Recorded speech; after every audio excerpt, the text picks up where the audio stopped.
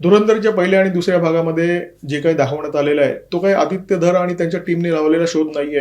हे ते सत्य आहे जे याच्यापूर्वी अनेकदा भारताच्या जनतेच्या समोर आलेलं आहे. अनेक पुस्तकांच्या माध्यमातून, अनेक मुलाखतींच्या माध्यमातून ते सत्य या सिनेमाच्या निमित्ताने पुन्हा एकदा उलगडल्यानंतर काँग्रेसवाल्यांचा भयंकर तिळपापड झालेला आहे.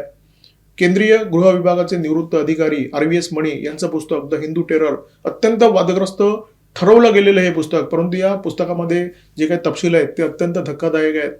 रॉच्या काउंटर टेररिझम विभागाचे निवृत्त प्रमुख बी रामन यांचं पुस्तक, IBचे माजी अधिकारी प्रभाकर अलोक यांचं पुस्तक, अशा अनेक पुस्तकातून हे जे सत्य आहे ते ठसठशीतपणे समोर आलेलं आहे. निवृत्त केंद्रीय गृहसचिव राम प्रधान यांनी एका मुलाखतीमध्ये हे स्पष्टपणे सांगितलं होतं की 26/11चा जेव्हा हल्ला झाला तेव्हा मुंबईमध्ये पाकिस्तानचा एक हस्तक होता आणि त्या हस्तकाच्या संदर्भात मी तत्कालीन गृहमंत्री पी चिदंबरम यांना एक नोट लिहून दिली होती, परंतु माझ्या या सूचनेकडे केंद्रीय गृहमंत्र्यांनी साफ दुर्लक्ष केलं.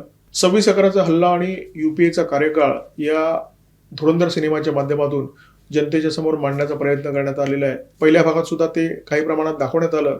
दुसऱ्या भागामध्ये कदाचित ते अधिक विस्ताराने लोकांच्या समोर येणार आहे.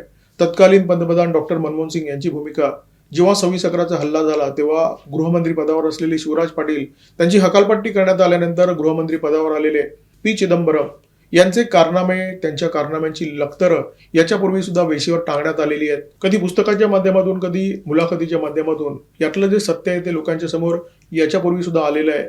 तेव्हा काँग्रेसवाल्यांनी काही प्रमाणामध्ये खळखळ केली, परंतु आता धुरंधर रिलीज झाल्यानंतर काँग्रेसवाले इतके का चित्कारतायत, इतकी ओरड का करतायत, असा प्रश्न अनेक लोकांच्या मनामध्ये आहे.